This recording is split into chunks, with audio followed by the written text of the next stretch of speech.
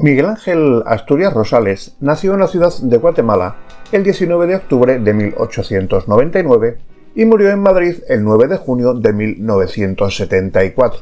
Fue un escritor, periodista y diplomático guatemalteco que contribuyó al desarrollo de la literatura latinoamericana, influyó en la cultura occidental y al mismo tiempo llamó la atención sobre la importancia de las culturas indígenas, especialmente las de su país natal, Guatemala. Aunque Asturias nació y se crió en Guatemala, vivió una parte importante de su vida adulta en el extranjero. Durante su primera estancia en París, en la década de 1920, estudió antropología y mitología indígena. Algunos científicos lo consideran el primer novelista latinoamericano en mostrar cómo el estudio de la antropología y de la lingüística podía influir en la literatura. En París, Asturias también se asoció con el movimiento surrealista. Se le atribuye la introducción de muchas características del estilo modernista en las letras latinoamericanas. Como tal, fue un importante precursor del boom latinoamericano de los años 1960 y 1970. En El señor presidente, una de sus novelas más famosas, Asturias describe la vida bajo la dictadura de Manuel Estrada Cabrera, quien gobernó en Guatemala entre 1898 y 1920. Su oposición pública lo llevó al exilio, por lo que tuvo que pasar gran parte de su vida en el extranjero, sobre todo en América del Sur y Europa. La novela Hombres de Maíz, que se considera a veces como su obra maestra, es una defensa de la cultura maya. Asturias sintetiza su amplio conocimiento de las creencias mayas con sus convicciones políticas para canalizar ambas hacia una vida de compromiso y solidaridad. Su obra es a menudo identificada con las aspiraciones sociales y morales de la población guatemalteca. Tras décadas de exilio y marginación, Asturias finalmente obtuvo amplio reconocimiento en los años 1960. En 1965 ganó el Premio Lenin de la Paz de la Unión Soviética. Luego, en 1967, recibió el Premio Nobel de Literatura, convirtiéndose así en el tercer autor americano no estadounidense en recibir este honor, tras Gabriela Mistral en 1945 y Saint-Georges Percé en 1960, y el segundo hispanoamericano. Asturias pasó sus últimos años en Madrid, donde murió a la edad de 74 años. Fue enterrado en el cementerio de Père-Lachaise en París. Nació en la ciudad de Guatemala el 19 de octubre de 1899 como el primer hijo de Ernesto Asturias Girón, abogado y juez, y María Rosales de Asturias, maestra de escuela. Su hermano Marco Antonio nació 2 años después. Los padres de Asturias eran de ascendencia española y relativamente distinguidos. Su padre podía trazar su línea familiar hasta los colonos que habían llegado a Guatemala en la década de 1660. Su madre, con una ascendencia más difusa, era la hija de un coronel. En 1905, cuando Asturias tenía 6 años, la familia se trasladó a la casa de sus abuelos, donde vivieron un estilo de vida más cómodo. A pesar de su posición relativamente privilegiada, el padre de Asturias se opuso a la dictadura del presidente Manuel Estrada Cabrera, quien había llegado al poder en febrero de 1898. Como Asturias recordó más tarde, mis padres eran bastante perseguidos, pero no eran conjurados ni cosa que se parezca. Tras un incidente en 1904 en el que el padre de Asturias, en su calidad de juez, puso en libertad a algunos estudiantes detenidos por disturbios, se enfrentó directamente con el dictador y perdió su empleo. En 1905, la familia se vio obligada a trasladarse a la ciudad de Salamá, cabecera departamental de Baja Verapaz, donde Miguel Ángel Asturias vivió en la granja de sus abuelos. Fue aquí donde Asturias, por primera vez, entró en contacto con la población indígena de Guatemala. Su niñera, Lola Reyes, era una joven indígena que le contaba historias, mitos y leyendas de su cultura, que más tarde tendrían una gran influencia en sus obras. En 1908, cuando Asturias tenía 9 años, regresó con su familia a los suburbios de la ciudad de Guatemala. Establecieron una tienda de suministros en el barrio de La Parroquia Vieja, donde pasó su adolescencia. Asturias asistió al colegio del Padre Pedro y después al colegio del Padre Solís. Cuando era estudiante comenzó a escribir y realizó el primer borrador de una historia que más tarde se convertiría en novela, El señor presidente. Finalmente obtuvo su bachillerato en Ciencias y Letras en el Instituto Nacional Central para Varones. En 1922, junto con otros estudiantes, fundó la Universidad Popular, un proyecto comunitario según el cual la clase media se anima a contribuir al bienestar general mediante la enseñanza de cursos gratuitos para los más desfavorecidos. Pasó un año estudiando medicina antes de pasar a la Escuela Facultativa de Derecho y Notariado de la Universidad Nacional. Obtuvo su título de abogado en 1923 y recibió el premio Gálvez por su tesis sobre la problemática de los indígenas. Recibió también el premio Falla por ser el mejor estudiante de su facultad. Fue en la Universidad Nacional que fundó la Asociación de Estudiantes Universitarios y la Asociación de Estudiantes El Derecho, además de participar activamente en la tribuna del Partido Unionista. En este grupo fue el que, en última instancia, derrocó a la dictadura de Manuel Estrada Cabrera en 1920. En referencia a su obra literaria, la participación de Asturias en todas estas organizaciones influenció muchas de las escenas en las novelas El señor presidente y Viernes de Dolores. Asturias se involucró en la política trabajando como representante de la Asociación General de Estudiantes Universitarios y viajó a El Salvador y Honduras debido a su nuevo empleo. En 1920, pues estaba en el Instituto Nacional Central para Varones, participó en el levantamiento contra Manuel Estrada Cabrera, organizando huelgas. Asturias y sus compañeros de clase formaron lo que ahora se conoce como la Generación del 20. La tesis universitaria de Asturias, El problema social del indio, fue publicada en 1923. En 1923, después de recibir su título de abogado, viajó a Europa. En París estudió etnología en la Sorbona, Universidad de París, y se convirtió en un surrealista dedicado bajo la influencia del poeta y teórico de la literatura francesa, André Breton. En París fue también influenciado por el círculo de escritores y artistas de Montparnasse y comenzó a escribir poesía y ficción.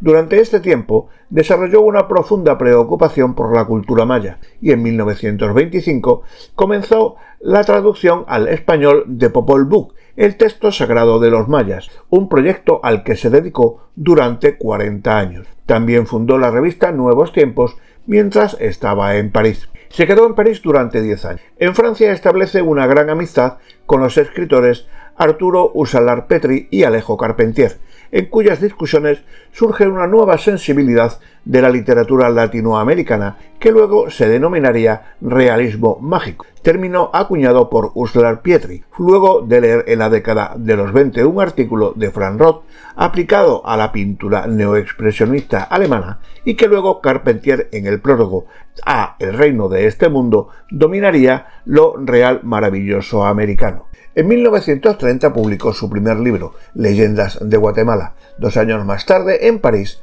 Asturias recibió el premio Silla Montsegur para la traducción al francés de Leyendas de Guatemala y el 14 de julio de 1933 regresó a Guatemala. Cuando Asturias regresó a su país natal en 1933, tuvo su primer encuentro con el dictador Jorge Ubico y su régimen, que no iba a tolerar sus ideales políticos. Ubico cerró la Universidad Popular de Asturias, que había fundado en 1922. En 1933, Asturias trabajó como periodista. Fundó y editó una revista de radio llamada El Diario del Aire. Escribió varios volúmenes de poesía en esta época, siendo Sonetos el primero publicado en 1936. En 1942 fue elegido diputado al Congreso Nacional. Tras la caída del régimen de Jorge Ubico y la elección del presidente reformista Juan José Arévalo en 1944, Asturias comenzó una carrera diplomática en 1946 sin dejar de escribir durante su servicio en varios países de América Central y América del Sur. Asturias tuvo puestos diplomáticos en Buenos Aires en 1947 y en París en 1952. Miguel Ángel Asturias se casó con Clemencia Amado en 1939. Tuvieron 2 hijos, Miguel Ángel y Rodrigo. Se divorciaron en 1947. Asturias se casó por segunda vez con Blanca Mora y Araujo en 1950. Como Mora y Araujo era argentina, cuando Asturias fue expatriado de Guatemala en 1954, se fueron a vivir a Buenos Aires, donde permanecieron 8 años. Asturias dedicó su obra Weekend en Guatemala a su esposa Blanca, después de su publicación en 1956. Permanecieron casados hasta la muerte de Asturias en 1974. Rodrigo Asturias Amado, hijo de su primer matrimonio, fue comandante guerrillero de la ORPA e integrante de la Unidad Revolucionaria Nacional Guatemalteca, URNG. Rodrigo Asturias adoptó el nombre de guerra Gaspar Hilón, nombre de un indígena rebelde en Hombres de Maíz, la novela de su padre. La URNG fue una organización guerrillera que se opuso a los gobiernos militares de la década de 1980 durante la Guerra Civil de Guatemala. Tras la firma de los acuerdos de paz en 1966, la URNG se convirtió en un partido político. Miguel Ángel Asturias dedicó gran parte de su energía política apoyando al gobierno de Jacobo Arbenz, sucesor electo del presidente Juan José Arévalo. Tras la caída del gobierno de Jacobo Arbenz, el nuevo mandatario, coronel Carlos Castillo Armas, ordenó que Asturias fuera despojado de su nacionalidad guatemalteca y expulsado del país por su apoyo al anterior gobierno. Durante los siguientes 8 años, Asturias vivió exilado en Buenos Aires y Chile. Después de un cambio de gobierno en Argentina, tuvo que buscar nuevamente un nuevo hogar y se traslada a Europa. Durante su estancia en Génova, su reputación como autor creció con la publicación de su novela Mulata de Tal. En 1966, el presidente electo Julio César Méndez Montenegro llega al poder en Guatemala y rehabilita a Asturias. Se le devuelve su ciudadanía guatemalteca y es nombrado embajador en Francia, donde ocupa el cargo hasta 1970 y toma residencia permanente en París. En 1967 se publica en Boston la traducción al inglés de Mulata de Tal, y Asturias es galardonado con el Premio Nobel de Literatura por sus logros literarios vivos, fuertemente arraigado en los rasgos nacionales y las tradiciones de los pueblos indígenas de Latinoamérica. Asturias pasó sus últimos años en Madrid, donde murió de cáncer en 1974. Está enterrado en el cementerio de Père-Lachaise en París. Su tumba está coronada con una réplica de la estela 14 de Ceibal. El 9 de junio de 2024, el presidente Bernardo Arévalo anunció que la familia de Asturias aceptó la repatriación de los restos de él a territorio guatemalteco. Ese mismo día se inauguró el Año de Miguel Ángel Asturias para conmemorar los 125 años de su nacimiento y 50 años de su fallecimiento. Novelista y poeta del realismo mágico, influido en sus orígenes por el realismo, muy pronto, sin renunciar a esa impronta, se adentra en su campo predilecto, la mitología aborigen, la propia tierra, lo telúrico en término muy actual, en el sentido de compromiso con los sinsabores de los campesinos sometidos al yugo colonialista, lo que se ve en los títulos de sus obras. Junto a ello, y una faceta no menos importante, la calidad y sonoridad de su prosa apenas admiten comparación en la literatura castellana del siglo XX. Publica Leyendas de Guatemala en torno a mitos y leyendas nativos y mestizos. En su célebre novela El señor presidente, retrata a un típico dictador latinoamericano, como también hicieron Valle Inclán en Tirano Banderas, García Márquez en El otoño del patriarca, Roa Bastos en Yo el Supremo, Alejo Carpentier en El recurso del método o Vargas Llosa en La fiesta del chivo, para lo que se sirvió de procedimientos grotescos y burlescos, con el fin de describir con contundencia la brutalidad y la opresión social ejercida por los gobiernos dictatoriales. Escribió los libretos de la ópera Émulo Lipodilón e imágenes de nacimiento para el compositor José Castañeda. Hombres de Maíz es reconocida por muchos como su obra maestra. En la novela se aprecian las voces y los rostros del oprobio y la injusticia, pero en términos de cruda explotación colonial. Para ello, lo más resaltable es que el autor logra de forma casi sobrenatural acoplar el lenguaje y el ritmo de su prosa a los personajes que retrata, a sus fantásticas creencias, sus atávicas maneras y costumbres. En esta misma línea se encuentran dos de sus principales obras, Mulata de Tal y Tres de Cuatro Soles, en las cuales el autor incorpora a su novelística sus conocimientos antropológicos sobre mitología maya, poniendo en relación de manera magistral al apelar de una forma de narrar fuertemente influida por el surrealismo, las cosmovisiones aparentemente excluyentes de la Guatemala pre- y postcolonial. En estas obras, los antiguos dioses mayas recuperan inesperadamente su lugar en el mundo contemporáneo como en Tres de Cuatro Soles, o son brutalmente reemplazados por nuevas deidades traídas e impuestas por las distintas potencias imperiales. En este proceso, las metamorfosis y los cambios abundan, como se puede observar en Mulata de Tal, libro de gran estilo, complejo y maravilloso. Este mundo sincrético, diverso y culturalmente rico sobrevive fundamentalmente en el lenguaje de los pobres y los explotados, lenguaje que Asturias maneja con singular habilidad que le permite mostrar un mundo en una frase y ensayar una poética de los excluidos y de los oprimidos. El autor se resiste a aceptar el genocidio cultural y humano que la realidad colonial parece imponerle a su pueblo y reafirma la vitalidad de este último, encarando una empresa literaria que pone como principales protagonistas a aquellas víctimas sometidas al yugo de la dominación imperialista, que, no obstante su situación, resisten a la opresión, manteniendo y reproduciendo en las condiciones más adversas una identidad propia.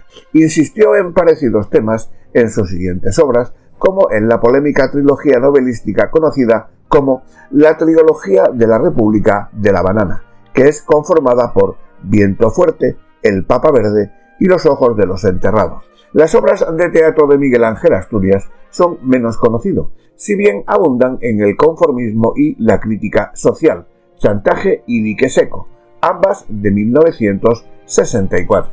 El primer libro publicado de Asturias fue Leyendas de Guatemala, una colección de 9 historias que exploran los mitos mayas de la época precolonial, así como temas que se refieren al desarrollo de una identidad nacional guatemalteca. Su fascinación por textos precolombinos como Popol Vuh y Anales de los Xajil, así como sus creencias en mitos y leyendas populares, tuvieron una gran influencia en la obra. La académica Jean Franco describe el libro como recreaciones líricas del folclore guatemalteco, inspirándose en fuentes coloniales y precolombinas. Para el crítico de la literatura latinoamericana Gerald Martín, Leyendas de Guatemala es la primera gran contribución antropológica a la literatura española de América. Según el académico Francisco Solales Larrade, las historias son un precursor del movimiento realismo mágico.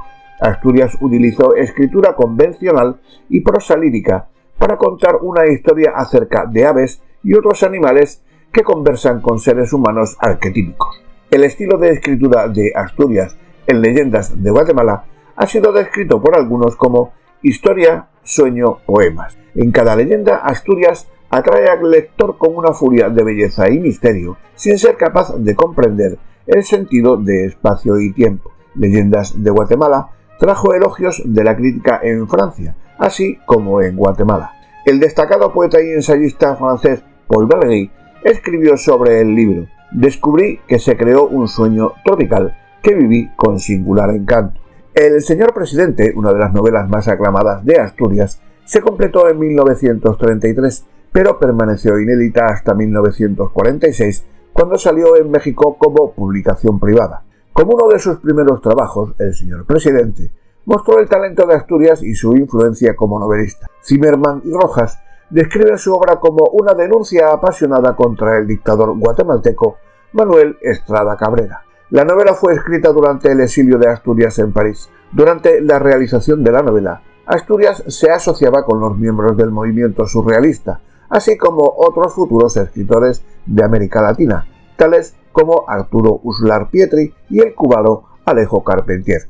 El señor presidente es una de las muchas novelas que exploran la vida bajo un dictador de América Latina, y de hecho, Ha sido proclamada por algunos como la primera novela real al explorar el tema de la dictadura. El libro también ha sido llamado un estudio del miedo, porque el miedo es el clima en el que se desarrolla. El señor presidente utiliza técnicas surrealistas y refleja la idea de Asturias que la conciencia irracional de la realidad de los indígenas es una expresión de fuerzas subconscientes. Aunque el autor nunca especifica el lugar donde la novela tiene lugar, es evidente que el argumento se ve influenciado por el gobierno del presidente y dictador guatemalteco Manuel Estrada Cabrera. La novela de Asturias examina la forma en que el mal se extiende hacia abajo desde un poderoso líder político por las calles y en las casas de los ciudadanos. Muchos temas, como la justicia y el amor, son objeto de burla en la novela, y escapar de la tiranía del dictador es aparentemente imposible. Cada personaje en la novela se ve profundamente afectado por la dictadura y debe luchar para sobrevivir en una realidad aterradora. La historia comienza con la muerte accidental de un alto funcionario, el coronel Parrales Sonrientes. El presidente utiliza la muerte del coronel para deshacerse de dos hombres cuando se decide a implicarles en el asesinato. Las tácticas del presidente son vistas como sádicas, ya que cree que su palabra es la ley que nadie debe de cuestionar. La novela entonces acompaña a varios personajes, algunos cercanos al presidente y otros que buscan escapar de su régimen. El consejero de confianza del dictador, a quien el lector conoce como Cara de Ángel, se enamora de Camila, la hija del general Canales. Bajo la orden directa del presidente, Cara de Ángel convence al general Canales que una fuga inmediata es imprescindible. Desafortunadamente, el general es uno de los dos hombres que el presidente está tratando de implicar por asesinato. El propósito del presidente es que el general Canales parezca culpable de ser baleado mientras huía. Mientras que el general es perseguido para su ejecución, su hija está bajo arresto domiciliario por Cara de Ángel. Cara de Ángel se ve atrapado entre su amor por Camila y su deber ante el presidente. Aunque el dictador nunca se nombra en la obra, tiene similitudes inequívocas con Manuel Estrada Cabrera. En 1974, el dramaturgo Hugo Carrillo adaptó El señor presidente en una obra de teatro. Hombres de maíz es generalmente considerada la obra maestra de Asturias, aunque sigue siendo una de sus novelas menos comprendidas. El título de Hombres de maíz se refiere a la creencia de los indígenas mayas de que su carne estaba hecha de maíz. La novela está escrita en 6 partes, cada una explorando el contraste entre las costumbres tradicionales de los indígenas y una sociedad en proceso de modernización. El libro explora el mundo mágico de las comunidades indígenas, un tema del cual el autor era a la vez apasionado y conocedor. La novela se basa en la leyenda tradicional, pero la historia es de creación propia de Asturias. El argumento gira en torno a una comunidad indígena aislada, los hombres de maíz o gente de maíz, cuya tierra está amenazada por personas ajenas con el propósito de su explotación comercial. Un líder indígena, Gaspar Ilón, encabeza la resistencia de la comunidad contra los colonos, quienes lo matan con la esperanza de frustrar la rebelión. Más allá de su tumba, Ilón vive como un héroe popular. A pesar de sus esfuerzos, no puede prevenir que la gente pierda sus tierras. En la segunda mitad de la novela, el personaje central es un cartero, Micho, y la historia gira en torno a la búsqueda de su esposa perdida. En el curso de su búsqueda abandona sus funciones, atado como lo son a la sociedad de los blancos, y se transforma en un coyote, el cual representa a su espíritu guardián. Esta transformación es otra referencia a la cultura maya, la creencia en el nahualismo o la capacidad del hombre de asumir la forma de un animal guardián. Es uno de los muchos aspectos esenciales para la comprensión de los significados ocultos de la novela.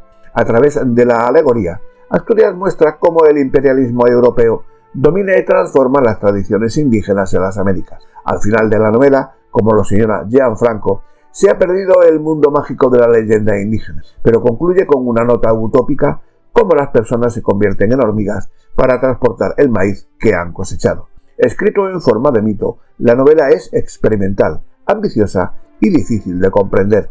Por ejemplo, su esquema de tiempo es un tiempo mítico, en el que miles de años pueden ser comprimidos y vistos como un momento único.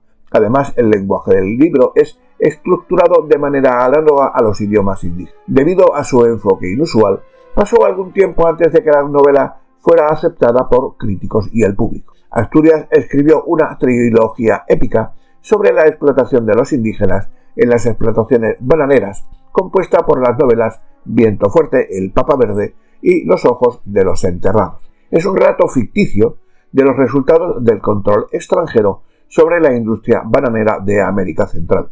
Al principio, los volúmenes fueron solo publicados en Guatemala en pequeñas cantidades. Su crítica al control extranjero de la industria bananera y la forma en que los indígenas guatemaltecos fueron explotados, finalmente le valió el premio más alto de la Unión Soviética, el Premio Lenin de la Paz. Este reconocimiento marca a Asturias como uno de los pocos autores que fueron reconocidos por sus obras literarias tanto en el Occidente como en el bloque comunista durante el periodo de la Guerra Fría. Asturias publicó Mulata de Tal en 1963, cuando vivía en exilio con su esposa en Génova, Italia. La novela recibió muchas críticas positivas. Ideologie en littérature lo describió como un carnaval encarnado de la ópera. Representa una colisión entre el Mardi Gras maya y el barroco hispano. La obra incluye la mitología maya y la tradición católica para formar una alegoría de creencia distintiva y surgió como una novela importante en la década de 1960. La identidad guatemalteca en la época postcolonial fue influenciada por una mezcla entre la cultura maya y europea. Asturias, mestizo él mismo, propuso un alma nacional híbrida para Guatemala, ladina en su lengua, maya en su mitología. Su búsqueda para crear una auténtica identidad nacional es fundamental en Leyendas de Guatemala y es un tema omnipresente en toda su obra. Cuando el entrevistador Gunther Lorenz le preguntó cómo percibió su papel como escritor latinoamericano, respondió: «Sentí que era mi vocación y mi deber de escribir sobre América, que algún día sería de interés para el mundo». Más tarde, en la entrevista, Asturias se identificó como portavoz de su pueblo diciendo: «Entre los indígenas hay una creencia en la gran lengua. Gran lengua es el portavoz de la tribu, y en cierto modo es lo que he estado, el portavoz de mi tribu». A lo largo de la carrera literaria de Asturias, se vio continuamente involucrado en la política. Se opuso abiertamente a la dictadura de Estrada Cabrera y más tarde se desempeñó como embajador de Guatemala en varios países de América Latina y Europa. Sus opiniones políticas se reflejan en varias de sus obras e incluyen la colonización española de América Latina y el declive de la civilización maya, los efectos de las dictaduras políticas en la sociedad y la explotación del pueblo guatemalteco por empresas agrícolas extranjeras. Leyendas de Guatemala se inspira libremente en la mitología y las leyendas mayas. El autor eligió incluir leyendas que van desde la creación de los mayas hasta la llegada de los conquistadores españoles cientos de años más tarde. Presenta a los colonizadores españoles en la historia Leyenda del Tesoro del Lugar Florido. En esta historia, un ritual de sacrificio se ve interrumpido por la inesperada llegada de los hombres blancos. La tribu se dispersa atemorizada por los intrusos y su tesoro se queda atrás en las manos de un hombre blanco. Jimena Sáenz argumenta que esta historia representa la caída de la civilización maya por los conquistadores españoles. Aunque en El Señor Presidente no se identifica explícitamente a la sociedad guatemalteca de principios del siglo XX como entorno de la novela, es evidente que el personaje del título fue inspirado en la dictadura de Manuel Estrada Cabrera de 1898 a 1920. El carácter del presidente rara vez aparece en la historia, pero Asturias hace uso de varios otros personajes para demostrar los terribles efectos de la vida bajo la dictadura. Este libro fue una notable contribución al género de la novela hispanoamericana de la dictadura. Irónicamente, Asturias no pudo publicar el libro en Guatemala durante 13 años a causa de las estrictas leyes de censura de la dictadura de Jorge Ubico, quien gobernó Guatemala entre 1931 y 1944. Tras el fin de la Segunda Guerra Mundial, los Estados Unidos continuamente expandieron su presencia en las economías de Latinoamérica. Compañías tales como la United Fruit Company, manipuladores políticos y explotaron la tierra, los recursos y los trabajadores guatemaltecos. El efecto general fue devastador en Guatemala e inspiró a Asturias a escribir la trilogía bananera, un conjunto de 3 novelas publicadas en 1950, 1954 y 1960.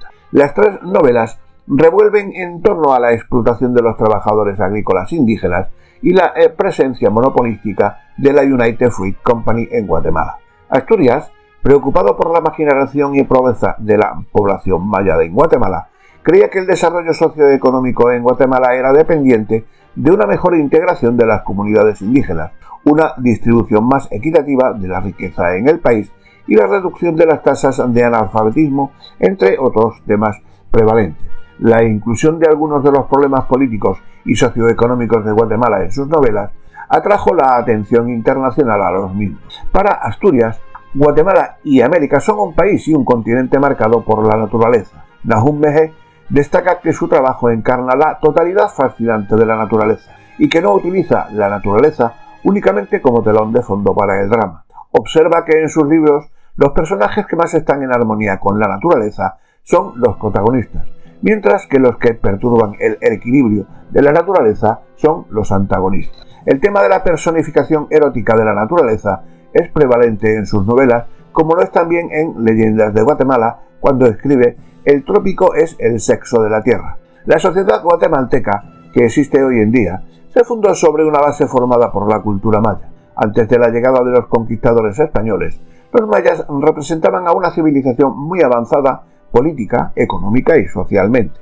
Esta rica cultura maya ha tenido una influencia innegable en las obras literarias de Asturias. Creía en el carácter sagrado de las tradiciones mayas y trató de revitalizar su cultura con la incorporación de la imaginería y tradición indígena en sus novelas. Asturias estudió en la Sorbona, la Universidad de París, en ese momento con Georges Reynaud, un experto en la cultura de los mayas chiqués. En 1926 terminó la traducción de Popol Vuh, el libro sagrado de los quichés. Fascinado por la mitología de los pueblos indígenas de Guatemala, escribió Leyendas de Guatemala. Esta obra narrativa vuelve a contar algunas de las historias folclóricas mayas de su tierra natal.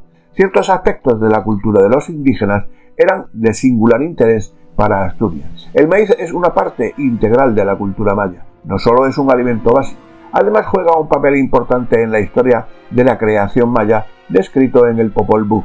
Esta historia en particular tuvo gran influencia en la novela Hombres de Maíz, una fábula mitológica que introduce a los lectores a la vida, las costumbres y la psique de indígena maya. Asturias, que no habló ningún idioma maya, admite que sus interpretaciones de la psique indígena eran intuitivas y especulativas. Al adoptar tales libertades hay grandes riesgos de error.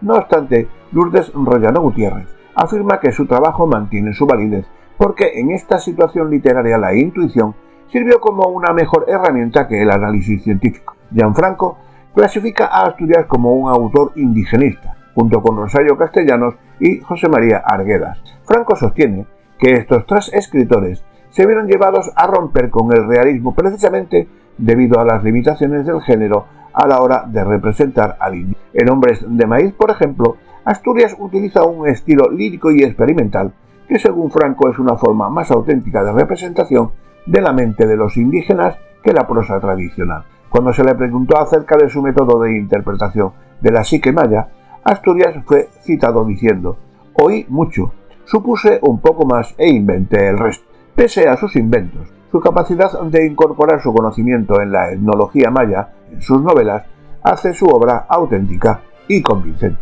El surrealismo tuvo una influencia importante en las obras de Asturias. Caracterizado por su explotación de la mente subconsciente, el género permitió a Asturias a cruzar los límites de la fantasía y la realidad.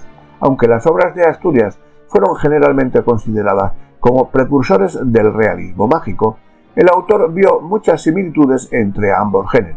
Al discutir la idea del realismo mágico en sus obras, vincula el género especialmente al surrealismo. Sin embargo, no utilizó el término para describir su propia obra. En cambio, lo usó en referencia a las historias mayas que predatan la conquista de América por los europeos, historia como Popol Vuh o los Anales de los Shahil.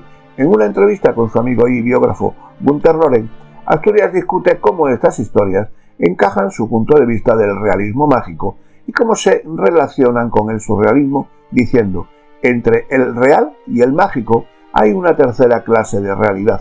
Se trata de una fusión de lo visible y lo tangible, la alucinación y el sueño. Es similar a lo que los surrealistas alrededor de André Breton querían y es lo que podría llamar realismo mágico. A pesar de que ambos géneros tienen mucho en común, el realismo mágico suele ser asociado con la literatura de América Latina. La literatura latinoamericana y especialmente la novela tiene un carácter puramente de testimonio, de lucha, de combate. Es una literatura que se está haciendo junto a los hombres, dentro de los hombres, que se hace en la calle, que se hace en las minas, que se hace en los campos petroleros, que se hace en los campos de explotación del banano. Es una literatura pues que responde a la vida misma y que por esa misma razón está interesando enormemente en todos los países del mundo. En Europa está siendo traducidas todas nuestras novelas a los idiomas europeos, francés, italiano, inglés, alemán. Este fenómeno se debe principalmente a que en nuestras novelas va el hombre unido a la naturaleza, a la gran naturaleza americana, que sigue siendo algo deslumbrador, pero que no es actualmente un elemento exótico al estilo de cómo Chateaubriand lo vio en Natcha, por ejemplo. Está pasando toda nuestra civilización de lo que se llama una cultura lineal a una cultura visual. Estamos pasando de Gutenberg a la televisión. Y la gente que nos ocupamos de estos asuntos, pues ahora tenemos que enfrentarnos a una nueva realidad, a la imagen, ya no a la palabra. El señor presidente en diferentes épocas ha sido propuesto para llevarlo al cine, pero generalmente es un problema desde el punto de vista político. Ya en una época, Duvivier, el gran metteur en scène francés, preparó todo el trabajo y firmamos contrato y iba a hacerse en una coproducción francesa y mexicana. En el momento de irse a filmar, de firmarse los contratos, dijeron que no era posible porque en la América Latina, después del presidente Roosevelt, después de la guerra, en lugar de venir gobiernos democráticos, estaban instalando en todas partes gobiernos dictatoriales, señores presidentes, y que en ese caso no iba a haber dónde vender la película. Y él ya no hizo la película. El cine está llamado a jugar un papel sumamente importante. Podemos decir que es un arte todavía en pañales, a pesar de todo lo que creemos que ha avanzado. Actualmente la radio juega ya un papel en los países que llaman subdesarrollados. En el tercer mundo, los transitores están permitiendo a una gran cantidad de gente, muchas veces analfabeta o pobre, que no tiene para comprar libros ni periódicos, ilustrarse por medio del transitor. Oyen constantemente todo lo que se dice y están al tanto y al cabo de cuánto hay en el mundo. Yo creo que el cine y sobre todo la televisión en el futuro permitirán esta labor educativa. Socialmente el cine es un elemento tan importante que lo podemos medir por la censura. Generalmente se censuran aquellas películas que van a influir en la masa. Ya los regímenes políticos pues muchas veces temen que ciertas películas puedan despertar en la masa ideas de libertad, ideas de justicia y todo lo que en una pantalla se puede ver.